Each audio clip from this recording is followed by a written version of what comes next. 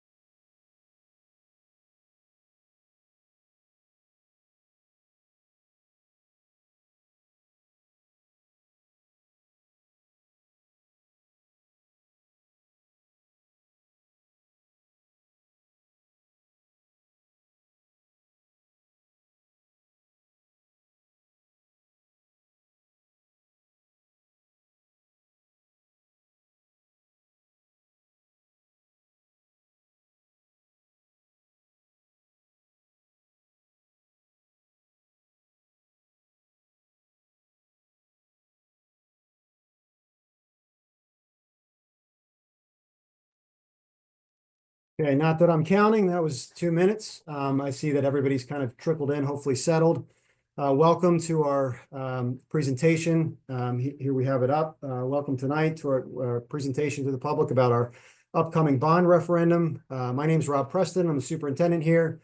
I'll also be moderating the presentation today. We have panelists before you. I'll be giving the presentation with one of our panelists and our business administrator, our school business administrator, Mr. Rob Miles, he has the Pitman Paul behind him. I'm going to imagine a bunch of smiling faces. I can see your names, but I can't see your faces. So this is hearkening back to Zoom, to COVID era presentation. So I gotta kind of dig back to 4 or 5 years ago. Oh, 5 years ago at this point. It's incredible. I want to go through the rest of the panel, the panelists, kind of introduce you to them, explain their connection to the schools, and then we'll jump into the presentation that we did last week in person. I know many of you probably have seen that. It's also on our website, and I'll direct you to some other resources as we get through. And then at the end of our presentation, we'll open it up to a question and answer period that you can submit. I'll give fair warning for when we're taking those questions and warn everybody exactly how much time we have left. As the questions dwindle down, we'll let you know that we're wrapping up accepting those questions for Q&A. I want to introduce our panelists now. We have Mrs. April Miller. She's our Board of Education president. Familiar face there. She has been instrumental in planning this. She's been board president for a number of years now. She's been on the board for, I believe, 4 years now. She was instrumental even before myself and Mr. Miles arrived in the strategic planning process. So we're grateful to have her on the board. We have Miss Deborah Higbee. She is a graduate of Pitman Schools, a supporter of Pitman Schools. She's former Borough Council member. She's also a member of the Historic Commission and Memorabilia Committee. She's been certainly a treasure trove of information for me as I've started in Pitman. Just a wealth of information about the town, its history, all the things that make Pitman really special and unique. I believe Mr. Lyle Hamilton is on. I don't know if he's jumped on. Lyle Hamilton is also one of our panelists. He might be running a few minutes late. Very active in town. He's a parent, firefighter, inspector. He just does a number of he has a lot of commitment to this town, and he's also a Pitman graduate, also knows a lot of the history. He's also been a wealth of information for me. We have Mr. Ted Hopkins here from our architects from FVHD. Also with him is Jason Dubowich, whom many of you, if you had a chance to log in last week, he was in our in-person forum. He's also with FVHD. We have from our financial advisor, Phoenix Advisors, Ms. Sherry Tracy, as one of our panelists, and with our bond counsel with Wilentz, Goldman, and Spitzer, Mr. Tony Salamini. So thank you, panelists, for being here. I will moderate the Q&A period where if I can't answer the question readily, or if it demands a more specialized answer, I'll kick it over to the panelists, the specialists, if you will. Yeah, with that, we're going to get started right into our presentation. Okay. So really, how did we reach this point? I mentioned that Ms. Miller was on this call, and she was instrumental in kind of planning this.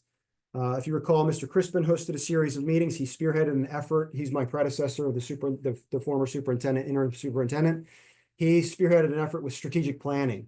And that strategic plan included this referendum process, gathering all kinds of inputs, looking at just a multitude of different variables and really nailing down this list. You can see here that the last very large referendum was in 1998. Many of you remember that. I know last week on the in-person forum, many people pointed out that was the last time we've really went out for a very large referendum. There was a small referendum in 2009. That's the last time Pitman Public Schools went out for referendum. So you'll see in the upcoming presentation that a lot of our mechanical infrastructure is in need of some TLC. We'll talk about the ins and outs of that, and I know many of you will have questions on that. I know as part of that strategic planning process, a lot of people say, well, you shut down and you closed Walls and Kindle. They're still in operation. They're being leased out right now. They are still part of our plans moving forward. You'll see that, you'll see in the next slide, our enrollment is actually trending up. And you can see here, we've just in the last 4 years, we've gone up 100 students. And that's not just resident students, that's also non-resident tuition paying students. So there's certainly a desire for people to come to Pitman. We have, even in the last couple of weeks, we've had inquiries into how can we get our kids into Pitman schools. So we have, we have a good problem, if you will, that yes, at one point we had dipped in enrollment, but we're sort of trending back up now. So, I know I get that question a lot. What are the plans for Kindle and Walls in the future? Well, at the moment, we're leasing them out, but we like that we have them as part of our portfolio, if you will. And we need to give some TLC to the buildings we are using. Certainly, we think of PES, which you'll see plays a big part of this, a building over 100 years old, with a boiler that's over 80 years old as well. So yeah, that's kind of where we are. So I'm going to get into the nitty-gritty of each question. So this is a 2-question referendum. And again, that might be a question some people have. Sometimes you see 1 question, 2 question, 3. I've even seen some referenda in neighboring districts that are 4 questions. And so I'm going to kind of discuss exactly why we kind of chose to go this route with 2 questions. In the first question, you see on the slide, and I don't mean to repeat, but I think it's good to bring attention to this. We have an 80-year-old boiler, 80-plus-year-old boiler. I'll let the architect speak to that if there's questions on that. At Pitman Elementary School, we'll be replacing this with a high-efficiency gas-fired hydronic boiler, which is certainly much more efficient as well. Mr. Miles will probably touch on that as well. We'll be adding new radiators, heaters, convectors, and piping to provide a cohesive system for heating the schools. Obviously, that was Mr. Dubowich and Mr. Hopkins who put all that nomenclature in there. I don't know what convectors and piping and all that stuff is. That sounds very commercial, but certainly all touches that increase our efficiency here. Additionally, a nice item, if your children attend Pitman Elementary School, it's outfitted for older kids. The plan is to renovate all 7 bathrooms to improve the functionality, install age-appropriate fixtures so kids aren't necessarily climbing up on to wash their hands and use the restroom. So, obviously some really critical needs there for that particular building, which really is a gem of a building. It's got a lot of charm, a lot of character. I love being in that building for sure. Also in question 1 at the junior senior high school to shift over to Linden Avenue. is to reconstruct the track, which is a nice item. If you haven't been down there, parts of the track are sinking. So the idea here would be to include a new rubber surface, new asphalt paving in the parking lot, and new event striping and markings. I know every time you leave that particular parking lot after a play, you have to be very careful. The traffic's kind of careful getting out. The underbelly of my car is not too happy with me. But that's all in this question here. Additionally, fix underground drainage issues that are causing that area near the track to sink, so it becomes a permanent fix. We would be fully reconstructing and paving the auditorium event parking lot off Waverly, which also would address those drainage issues, which I just discussed. And then lastly, the parts of the roof were examined. We had architects out, we had some surveyors out to look at the most problematic areas of the junior senior high school roof, and it's about half. Mr. Miles will go over that particular half. The half where the solar panels are will be removed, and you'll see we'll have a new roof put on that would extend the life by another 30 years. Question 2. Pitman Elementary School. So I know this question probably will come up just to kind of put this out there. And again, panelists, correct me if I'm wrong, but question two would only pass if question 1 passes. So it's contingent on question 1. And I know that's kind of an immediate question for people listening. So I wanted to kind of, assuage your fears on that. Pitman Elementary School would be getting a new gas-fired heating, ventilation, and air conditioning. You read that right. I'll let the architects, I know I've had some questions come in about this, but it is similar. It is a gas-fired heating, ventilation, and air conditioning system. And we'll have pictures of that in the upcoming slides as well. At the junior senior high school, question 2 is to create a dedicated security vestibule for the secure screening of visitors before they enter the school. As I pass it off to Mr. Miles here, I want to note that, a lot of these items, I do want to commend the board, because I really wasn't even here to develop the bulk of this, but I do want to commend the board. And I knew this right away, but even back in the interview process, for doing a really good job at trying to maximize state dollars, a state match. And I'll let Mr. Miles discuss the actual percentage of that, but it's very important to note that, they took careful pains to make sure that we were getting the best bang for our buck in this referendum, that the state would kick in a very large amount, and they were very sensitive to the taxpayer. So I did want to put that out there as an informational piece. I'm going to turn it over to Mr. Miles to kind of get into a little bit more of the nitty-gritty of these items. Mr. Miles? Thanks, Dr. Preston. So what I want to do, I think my goal here, it'll be very brief, but I'm going to go through a few of these photos just to give you a better idea of exactly what's going to take place, or what would take place if the bond referendum passes. So I'm going to go through that briefly, and then I'm going to touch on the tax impact, as Dr. Preston mentioned. So the first photo that you see is at PES. On the left, that is the current boiler. The proposed new boilers would be on the right. We're looking at not only more efficient boilers at least 15%, and I'll let Mr. Dubowicz and Mr. Hopkins talk about that if there's questions, but we're looking conservatively at least a 15% savings in utilities. But really, even more than that, we are really nursing that boiler on the left along on a daily basis. It involves a lot of man hours, a lot of maintenance costs. So there would be savings there as well. And as was mentioned, it's approximately 80 years old. So that's the first photo. Moving to the next photo, as many of you know, the issue, this is also at PES. Those are the current bathrooms. The main issue that we have, as you know, is that those bathrooms were originally designed years ago, really for high school students. It eventually transitioned to a middle school. And then, as you know, it's now an elementary school. So it's not so much a matter of we need to remodel the bathrooms to get them newer and nicer. That's not the primary purpose. The primary purpose is functionality. So right now, the issue we're having is they're not functional for the age group of students in the building. And there's currently 7 bathrooms there that would need to be remodeled. Moving on to the next photo. This is not a picture of anything in our district. This would be a proposed roof. One of the issues that we have at the junior senior high, where that proposal would be done, where that roof replacement would be done, is that we have a gravel roof. So I've been up there many times. The issue with the roof is not only that it's old, but because it's gravel, we have a very difficult time finding leaks.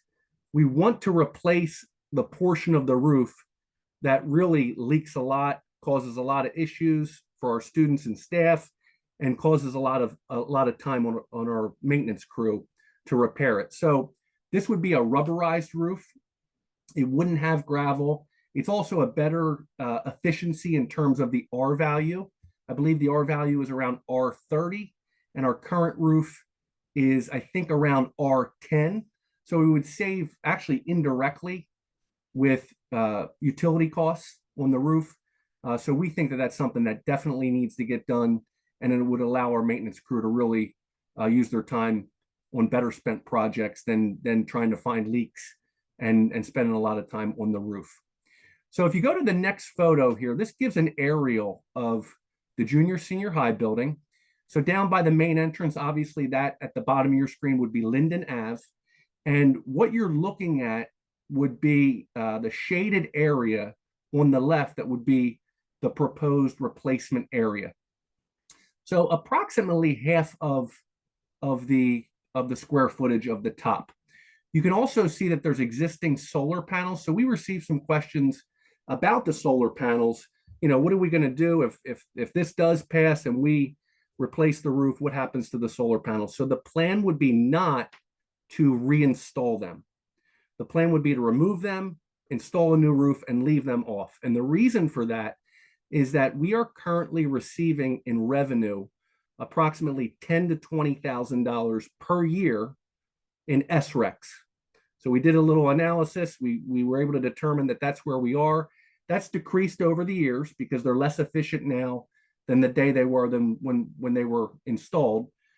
So if we're receiving 10 to 20 approximately per year, it wouldn't be cost effective for us to spend all the money to reinstall them. So the plan would be to remove them, replace the roof, and then just have solar panels on the other half that's not replaced.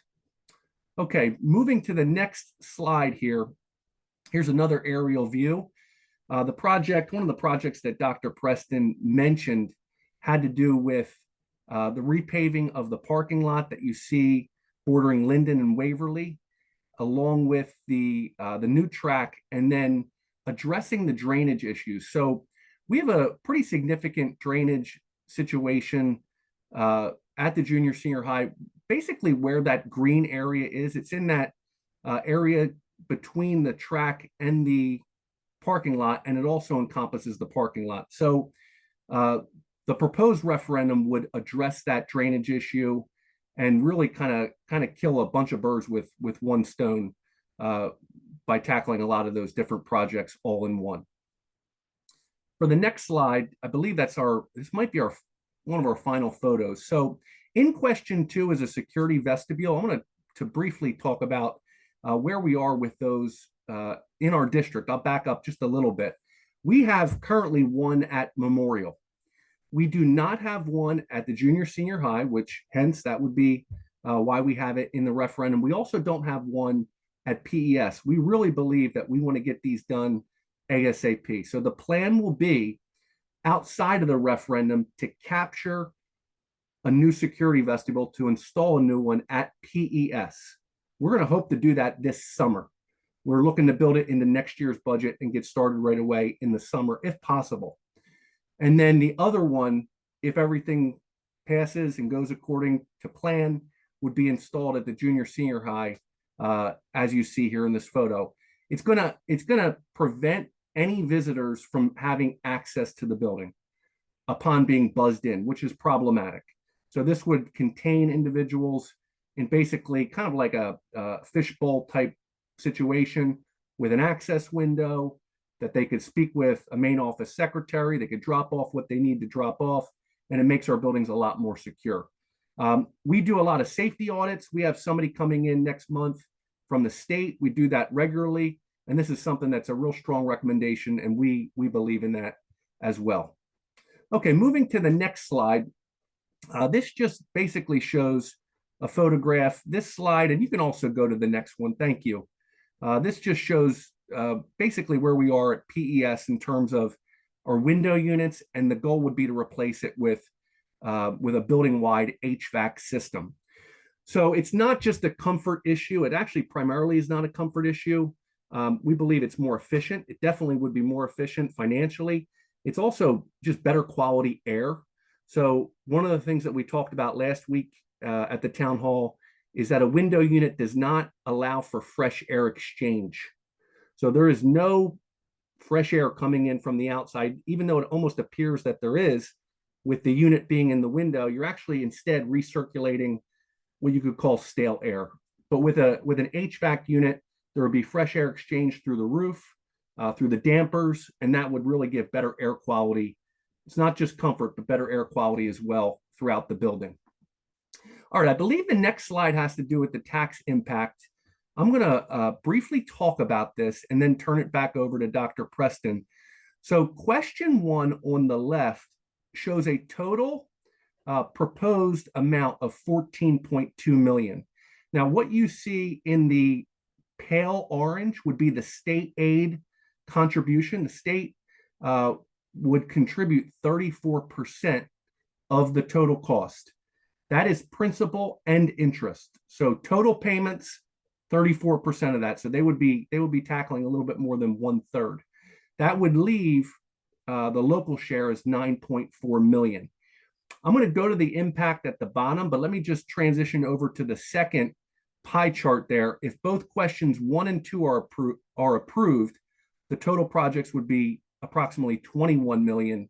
And then again, approximately 1/3 is the state aid.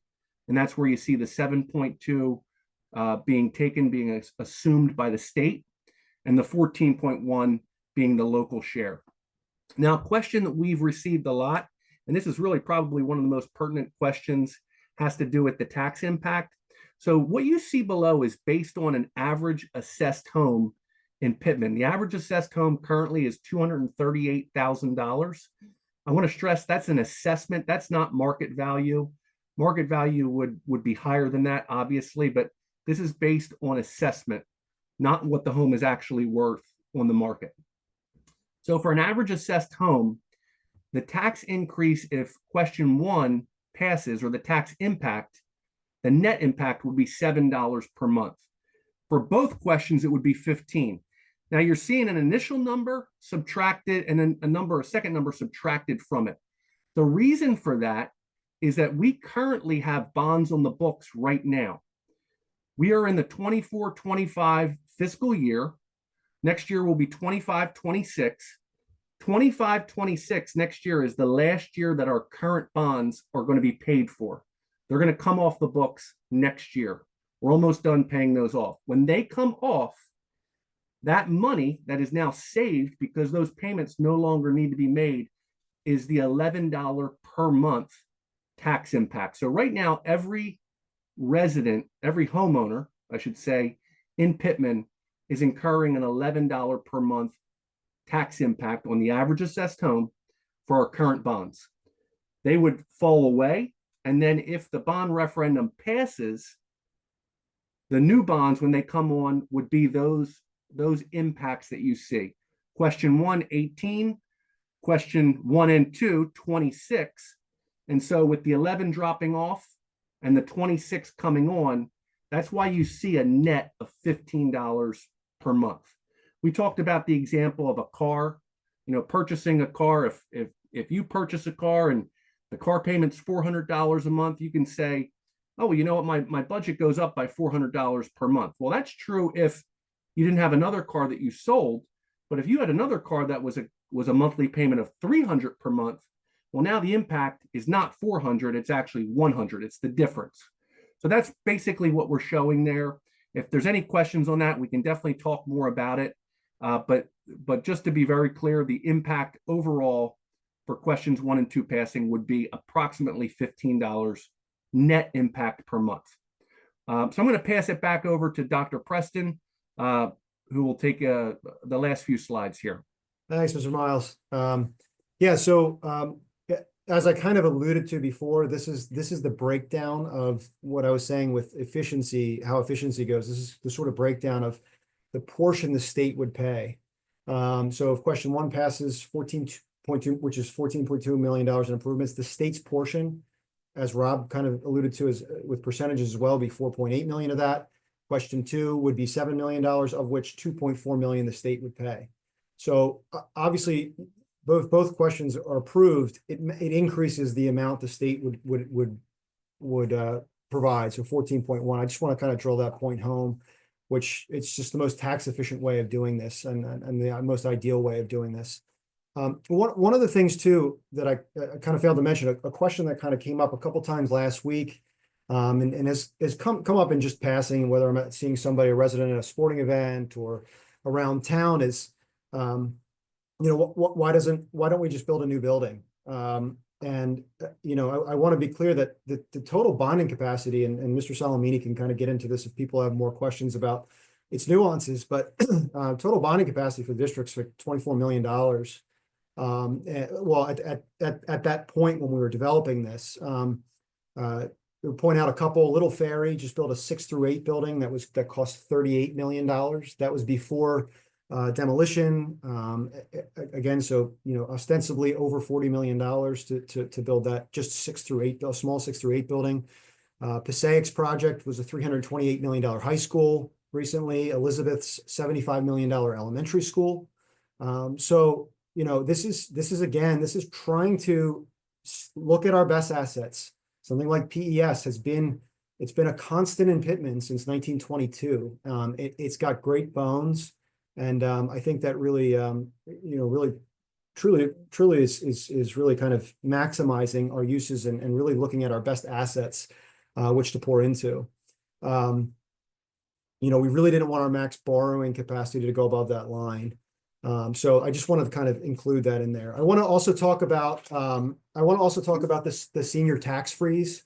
The senior tax freeze is the current program available. Again, Mr. Miles can kind of speak to this. It allows for reimbursements for senior citizens and people with disabilities who qualify. You can find that on the Senior Freeze webpage. A second plan in development is called the Stay New Jersey Property Tax Credit Program. There's information here as well. I did neglect to say too, all of this information, this presentation tonight, will be on our webpage. And it will be on the pitman.k12.nj.us/vote. There's also an FAQ section that you can point to there. So I did want to point that out. And so again, some key dates I want to talk about, some key dates to remember. Tuesday, January 21st. This is the last day for the county to receive vote by mail applications if sent by mail. Tuesday, January 28th. So a little less than 2 weeks is the in-person voting at Pitman United Methodist Church. And also Tuesday, January 28th is the last day for vote by mail ballots to be postmarked for return. So with that, I do want to, at this point, again, I'm superintendent, but acting as the moderator tonight. So any questions, so feel free to go ahead and drop your questions in the Q&A function of Zoom, which you'll see at the bottom. You see I see open, answered, dismissed. You can filter that in. So I'm going to open it up. I'll give you 3 or 4 minutes to see how many questions trickle in. And then we will, I'll moderate those and kick them to the appropriate party. So feel free to ask away, and we'll go from there.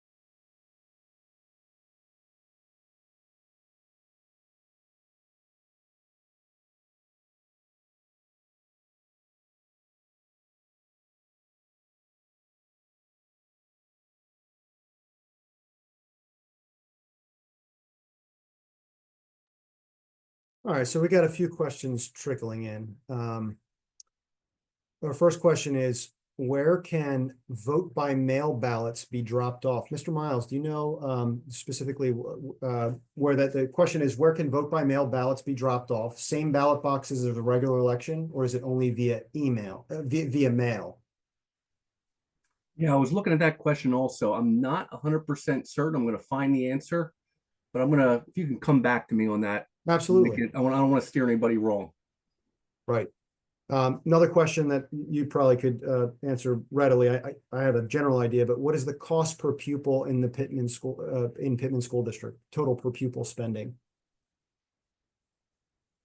Cost per pupil? Yep. What is the cost per pupil in the Pitman school district? Cost per pupil spending. Yeah, I'll get that for certain as well. It's gonna vary a little bit depending on the category, but let me get an overall Sure. number right now. Sure. I don't want to speculate. Question that I'll pass off to our architects. The HVAC system for PES, would it be a different unit based on whether the second question passes?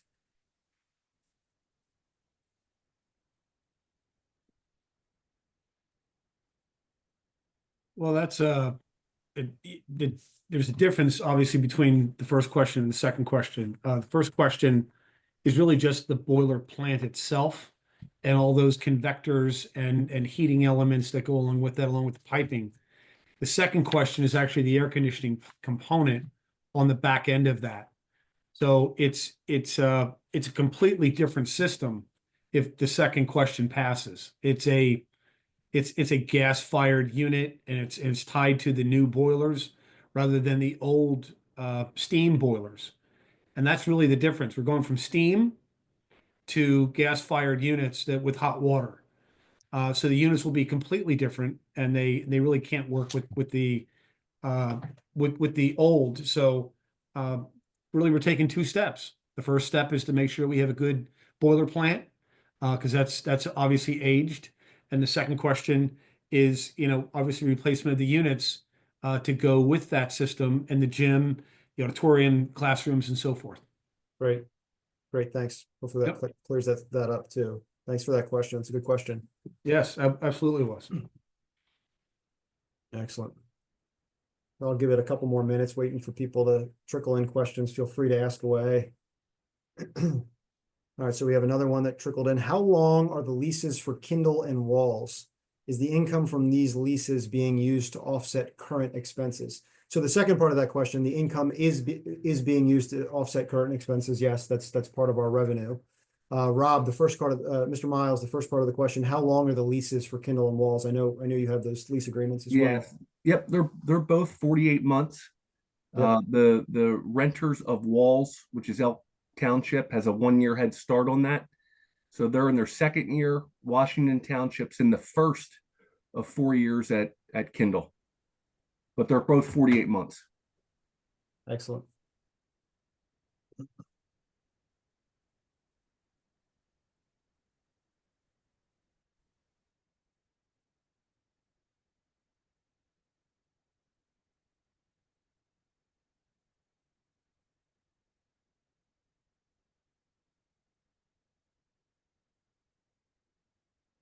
Any more questions? Take your time. I'm exercising strong wait times here. I'm a former teacher. Dr. Want to make Preston, sure. I can jump in here. Yeah, So yeah, please. just to follow up, just so there's clarity on the Dropbox question, those are available, just like they are for the general election. There's some information on the Gloucester County website for locations, but those will be available. Great.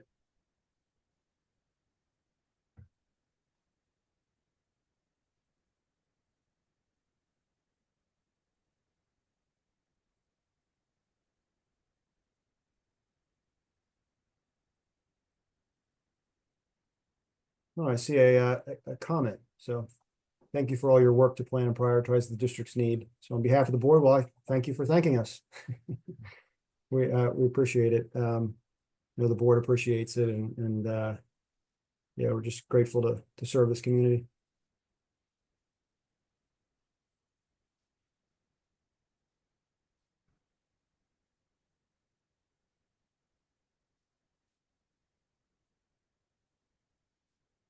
So I'll give it another minute as a last chance to submit questions through the Q&A function of Zoom.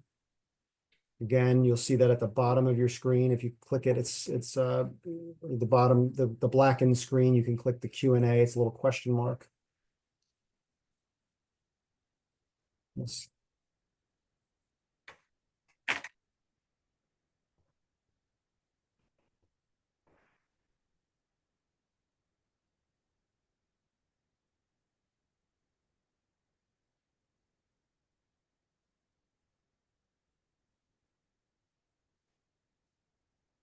I'll give it one more minute, 60 seconds. Like I said, exercising strong wait times here. There is, you can submit questions too, like if you'd prefer not to ask them here. We encourage you to send it to the email that was on the screen. You'll see it on the the Pitman vote on our website for the referendum. You can see exactly where to drop that question. Again, you can look at the FAQs there for any questions you have. There you go, vote@pitman.k12.nj.us. And that's regularly monitored as well. So if you'd rather not ask that tonight, you can certainly drop it in there and we get back to you right away. Dr. Preston, I can jump in on that other please. question. I just was looking at our budget. So basically, what you have when you look at the cost per pupil, not to get into the weeds, but it varies for students who are K-2, 3-6, special ed, non-special ed. But I'm giving right here just basically the overall average, and that would be approximately $22,000 per pupil for the current year based on our budget. Got it. Great. I appreciate that. If somebody has more additional, questions regarding that, I'd be happy to go over it with whoever asked the question. Right. All right. We do have another question trickle in. What do you anticipate the interest rate for the issue to be? I'm going to actually kick that over to Ms. Sherry Tracy. Thank you. So the tax impact analyses were prepared using an interest rate of 4%. That is a little conservative in today's market. If we were to sell the bonds for the school district today, we'd probably be closer somewhere to maybe a 375 or a 380. So Right. a little lower than that, but the numbers are prepared with 4%. Great. It's a great question. Thanks for the anonymous user who submitted that. It's great. Thanks, Sherry. Sure. I'll give it another couple seconds.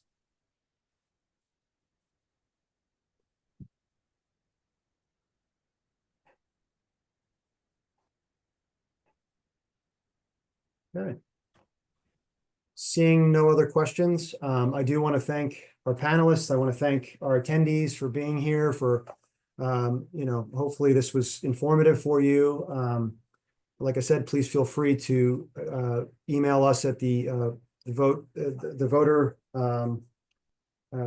hotline for the email. Like I said, regularly monitored. We'll get back to you very quickly. We'll hope to see you out at the polls on January 28th. Really appreciate everybody being on. Thanks so much.